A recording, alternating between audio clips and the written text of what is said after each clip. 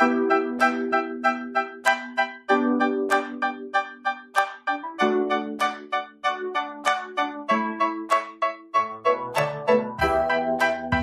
sur Mondo Woman, la radio des femmes. Une émission animée par Sarah et Véronique.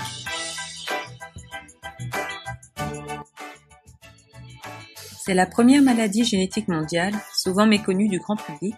Pourtant, 50 millions de personnes en sont malades dans le monde. Et en Afrique, ce sont chaque année 200 000 nouveau-nés qui naissent avec la maladie. Tandis qu'en Europe, le nombre d'enfants naissant avec la drépanocytose ne cesse d'augmenter. Nous avons invité Mulinga Chinyembe, présidente de l'association Espoir Opelikia, Vaincre la drépanocytose, pour nous aider à comprendre la maladie et nous expliquer le rôle de son association. Nous écouterons également le précieux témoignage d'une battante de la drépanocytose. Bonjour Mulinga, j'aimerais que vous expliquiez à nos auditeurs qui vous êtes et pourquoi vous vous battez contre la drépanocytose, et que vous nous expliquiez aussi c'est quoi donc la drépanocytose et quelles en sont les origines. Bonjour à vous et merci de me recevoir. Je suis donc Mulinga Chinyembe, présidente de l'association Espoir Opelikia, Vaincre la drépanocytose. Avant toute chose, je souhaiterais apporter une précision. Je ne suis absolument pas médecin. Je suis maman d'un enfant drépanocytaire. Et les réponses que je vais apporter sont liées à mon expérience en tant que maman d'un enfant drépanocytaire et par rapport à mon engagement au sein de notre association. Alors, qu'est-ce que la drépanocytose? La drépanocytose est une maladie du sang. C'est une maladie génétique car on l'hérite de ses parents dès la conception. Le sang est composé de plusieurs éléments dont les globules rouges. Ces globules rouges sont produits au centre des os et sont composés d'un élément essentiel, l'hémoglobine. Cette hémoglobine assure le transport de l'oxygène dans le sang pour le distribuer à tous les organes. Dans cette hémoglobine, il y a deux chaînes, alpha et bêta, et le problème se situe au niveau de la chaîne bêta. Lorsque la chaîne bêta de cette hémoglobine est SS au lieu d'être AA, elle est dite anormale, l'enfant né drépanocytaire est donc malade. Ce qu'il faut comprendre, c'est que il faut impérativement que les parents soient chacun porteurs d'au moins un gène S et qu'ils le transmettent à leur enfant pour qu'il soit malade. Donc c'est une maladie qu'on appelle autosomique récessive. C'est vraiment la combinaison des deux parents qui fait qu'on a un enfant malade. Sinon, lorsqu'on a simplement le gène S, on est dit porteur du gène S et en principe, on ne développe pas les symptômes, comme de la même façon en tout cas qu'un enfant SS. Donc voilà ce que je peux à peu près dire de la drépanocytose, qu'on retrouve également sous d'autres termes, anémie falciforme, SS, comme on dit communément au Congo, ou sickle cell disease en anglais. La drépanocytose est une maladie qu'on va trouver de façon plus fréquente en Afrique, aux Antilles, en tout cas chez les populations d'origine africaine. On la retrouve également en Inde,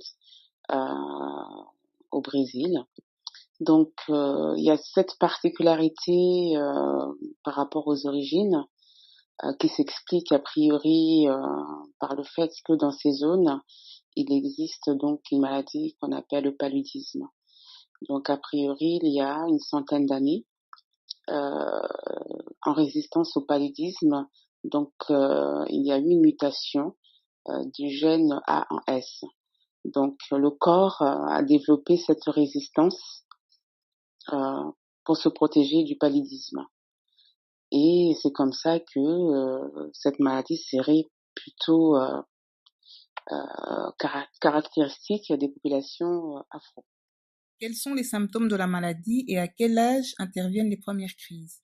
Les symptômes de la maladie vont plutôt dépendre en fait d'une personne à l'autre déjà, et puis pour la même personne d'un moment à l'autre.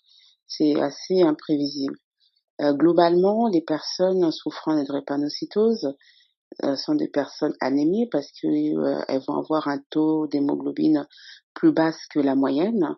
Quand la moyenne tourne à peu près autour de, on va dire, 12-14, les personnes drépanocytaires ont un taux d'hémoglobine entre 7 et 9, voire même entre 6 et 9. Donc, c'est cause d'anémie, de la fatigue, des essoufflements, des vertiges.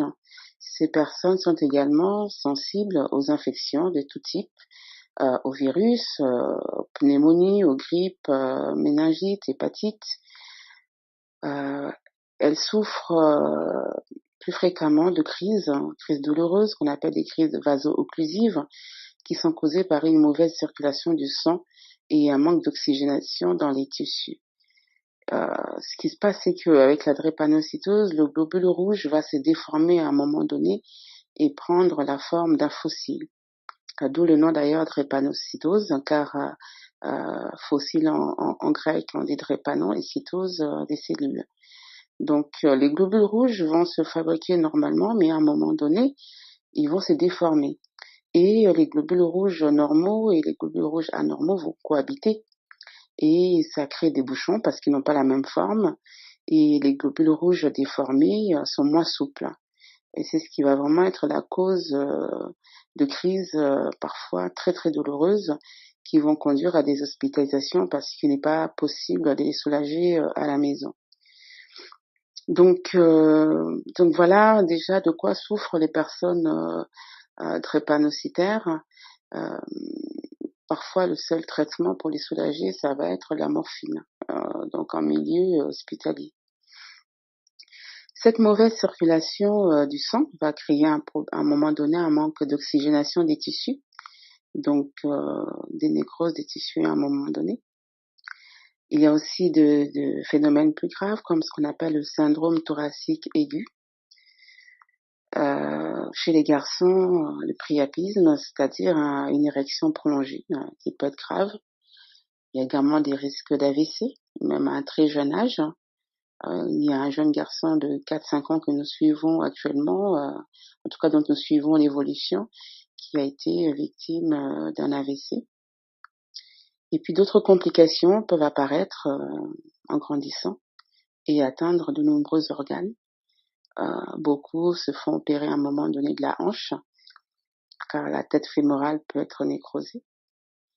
Alors, à quel moment se manifeste la première crise? Ça, voilà, ça varie aussi d'une personne à l'autre, mais globalement, on va dire à partir de 6 mois, les crises peuvent survenir parce que lorsque l'enfant naît, il est protégé pendant à peu près 6 mois par une hémoglobine qu'on appelle hémoglobine F fétale. Donc, ça évite des crises. Après, cette hémoglobine F va à un moment donné disparaître et laisser place à son hémoglobine normale, donc l'hémoglobine S. Donc, en ce moment-là, les crises peuvent commencer à apparaître. Quels sont les traitements disponibles sur le marché actuellement? Pour les traitements, on va dire c'est un peu compliqué.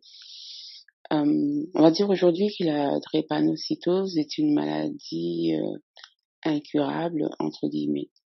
C'est une maladie chronique, c'est-à-dire que on l'a à vie.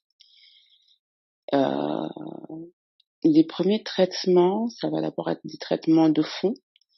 On met les enfants sous un antibiotique qui s'appelle Auracilline en France ou Pénivé par exemple au Congo.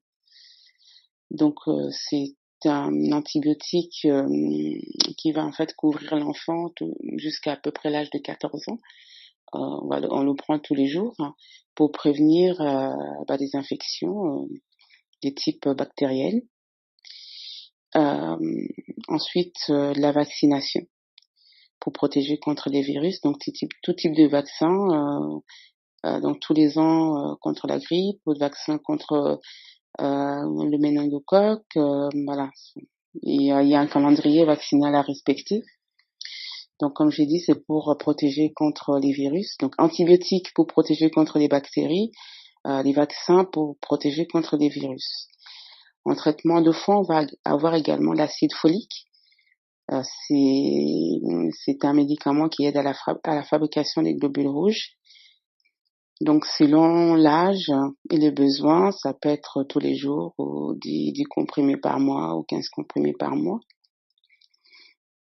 Ensuite, il y a un traitement qu'on appelle l'hydroxyurée, soit hydria, soit cyclose, qui aide donc à la fabrication de l'hémoglobine fétale F, comme ce que j'ai mentionné précédemment. Ça permet de diminuer le nombre de crises et d'augmenter le taux d'hémoglobine dans le sang. Et ça dépend d'une personne à l'autre, ça prend bien ou pas. On va également préconiser la vitamine D pour protéger contre le tissu osseux. Pour augmenter le taux d'hémoglobine dans des cas sévères et baisser les risques d'AVC, on peut faire ce qu'on appelle des transfusions, l'échange transfusionnel. Pour certaines personnes, c'est toutes les 6 semaines ou tous les 2 mois, parce que sans ça, ils ne peuvent pas survivre. Ils sont vraiment exposés à des risques importants d'AVC.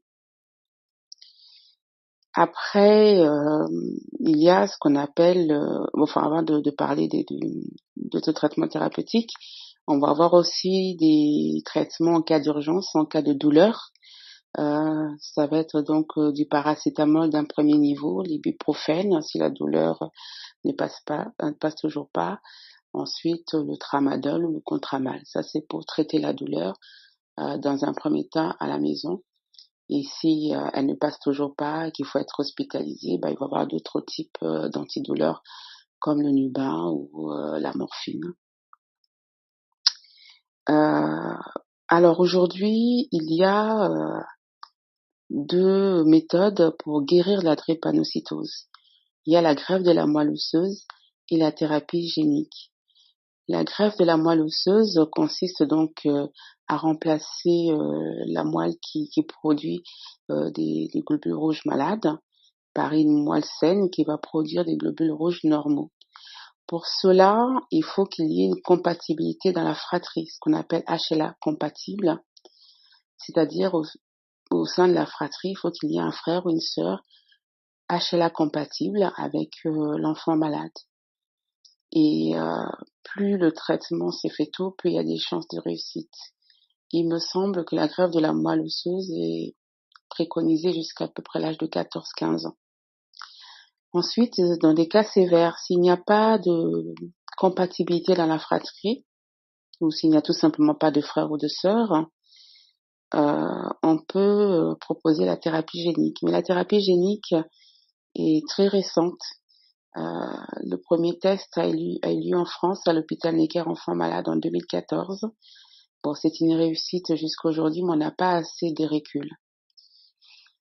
Donc voilà à peu près les 2 moyens, méthodes qui sont proposés dans des cas sévères pour guérir de la drépanocytose.